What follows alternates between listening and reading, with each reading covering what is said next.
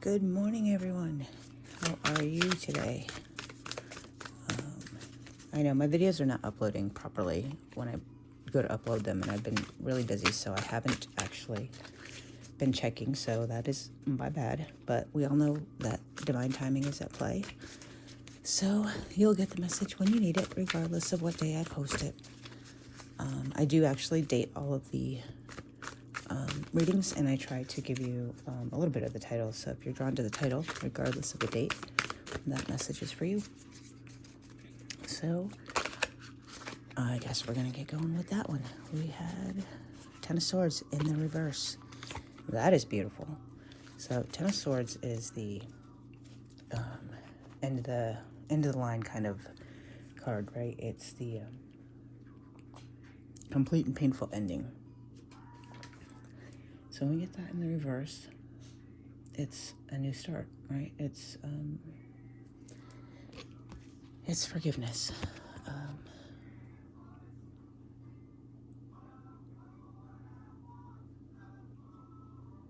She is appearing to let the crows surround her, right? And she's taking steps, but not big steps. I've never actually got the Ten of Swords in this deck, so I've never really studied it, so bear with me.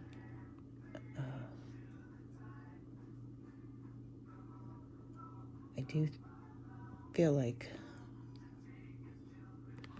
this is forgiveness, but not in the traditional way that you think, right? I don't feel like it's forgiveness of anyone other than you, and it's not even a traditional forgiving. It's I didn't need to be upset in the first place kind of situation, right? You don't even, no apology is necessary because you didn't do anything, and they didn't do anything. Things just were, right? There was no right or wrong. And I think we're starting to see that, where there's no swords being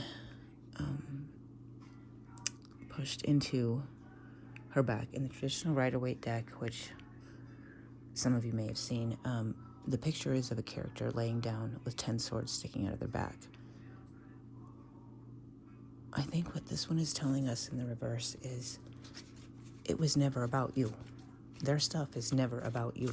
It's not swords that they, stabbed you with. It was always about them, and we've made it about us. How many times have we let our ego get in the way of helping someone because we think whatever it is they're saying, doing, or whatever has to do with us? Either we created it, we caused it, we are a result of it. That's just not the case, right? It's just not. If somebody did something bad, even to us, it's very seldom about us. They have their own baggage that they come with. To the Knight of Wands. Wands is fire energy, and the Knight is usually a bringer of messages. So I feel like this is someone bringing you a message about a new start. It's playful energy. She's happy. She is beating on a drum.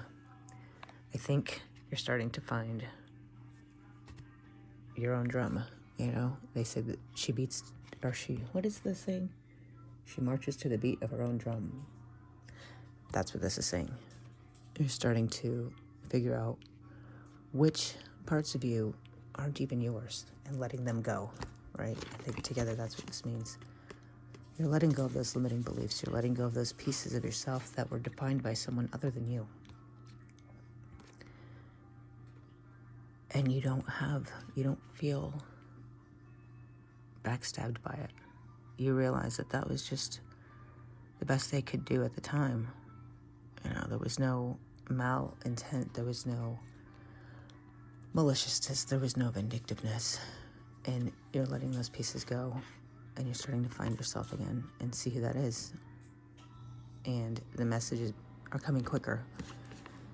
You're opening up to your spirituality. You're opening up to that which is completely and truly you.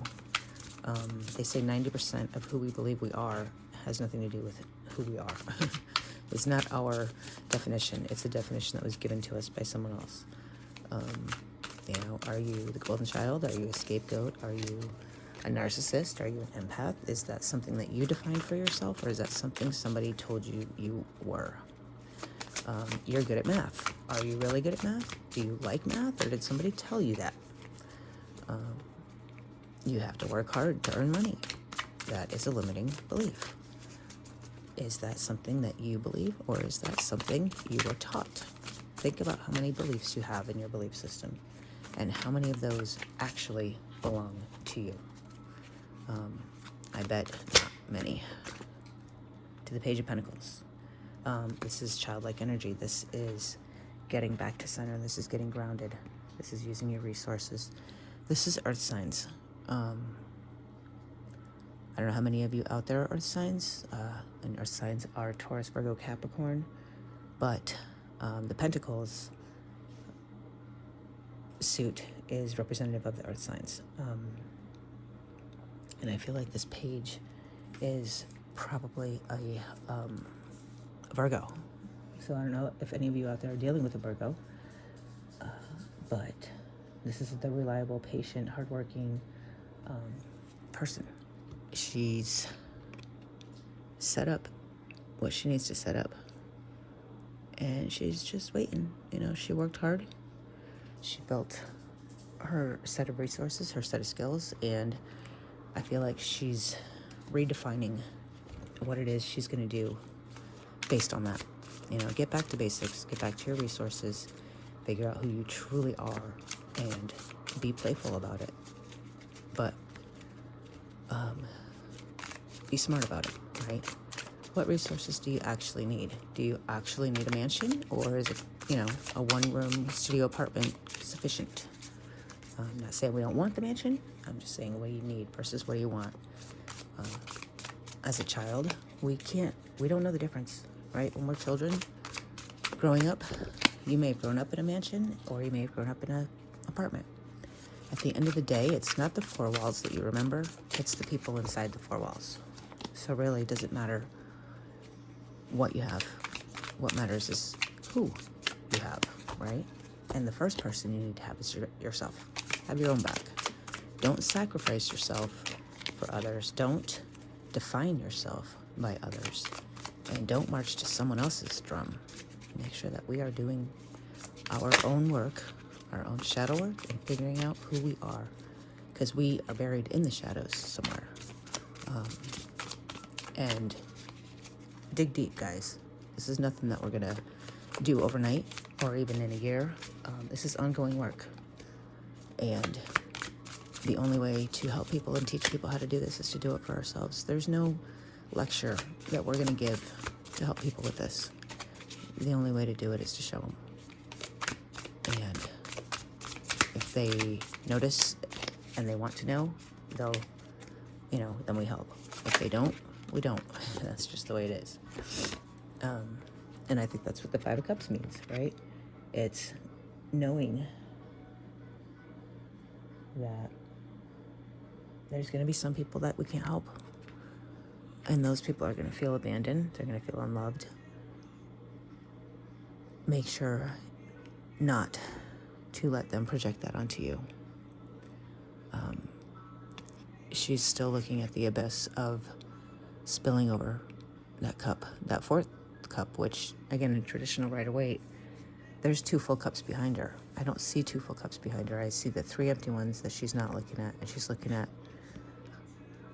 spilling, right? And it looks to me like her heart chakra is with that. She's put so much of her heart into all these cups that she's tried to fill, and they spill, and she spills them anyway.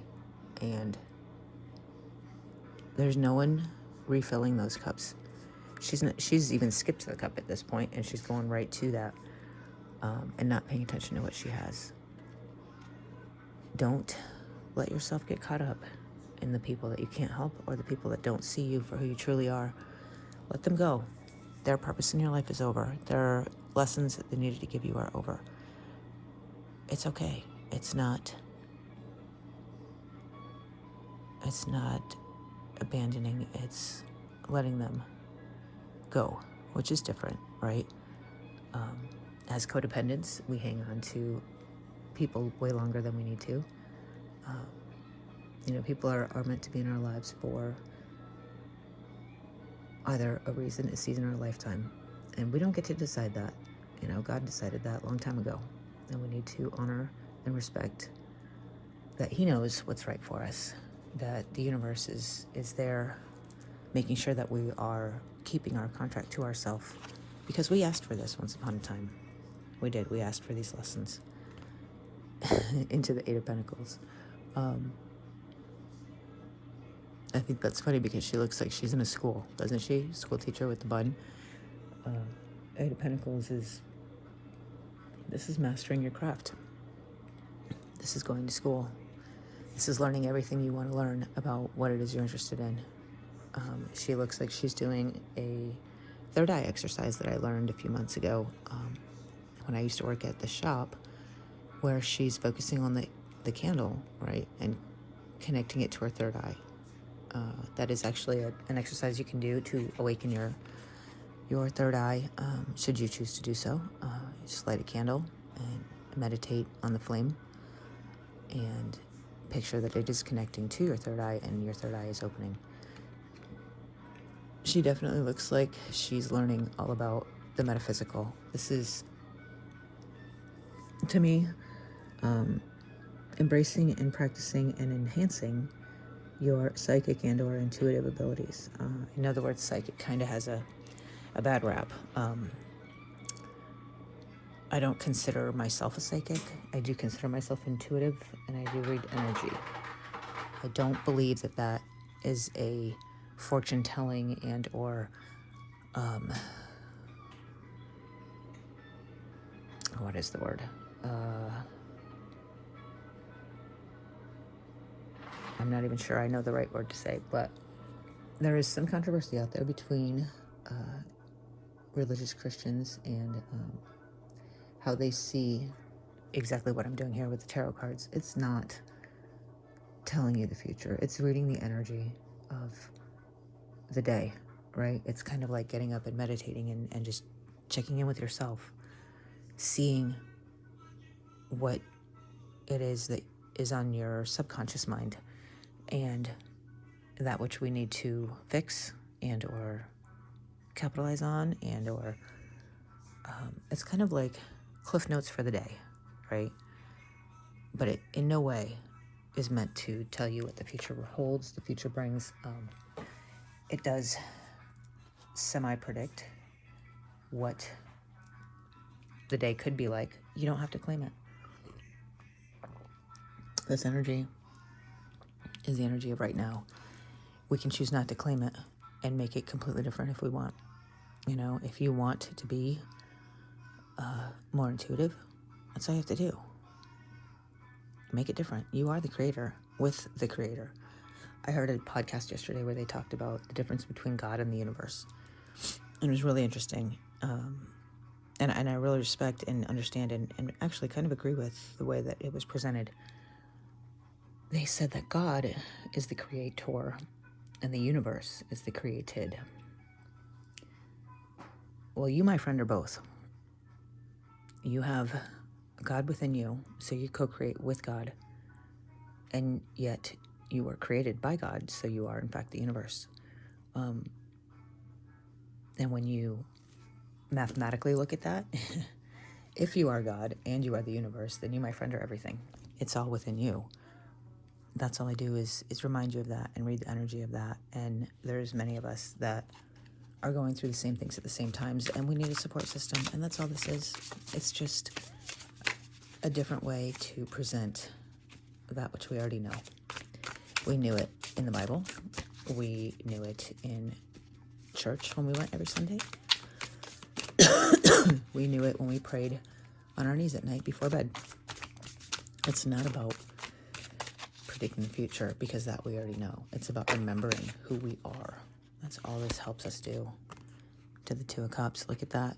Look at that rainbow and the mesh of emotion. Every heart chakra is balanced. Every heart chakra is open. Holding hands, helping each other. Two of Cups is partnership. I do believe that this is romantic, and I do believe it's a marriage proposal. Who's getting married, guys? Somebody's getting married. I don't know. I've had that feeling for a few days now. I know I'm not. So somebody out there is getting married. What do we not see coming? Ace of Pentacles, new beginning. Ace of Pentacles is just about the best card you could get, I think. It's a new investment. Mostly this is indicative of income source. I don't like to think of it that way. I've always thought that, if you do what you love, the money will follow. And there is absolutely no difference between an ace and a 10. And the 10 of Pentacles would be absolute abundance in all of your resources. But you have resources beyond money, guys. And you're starting to see that. And you need to follow your passions. You really do. Because otherwise, what was the point?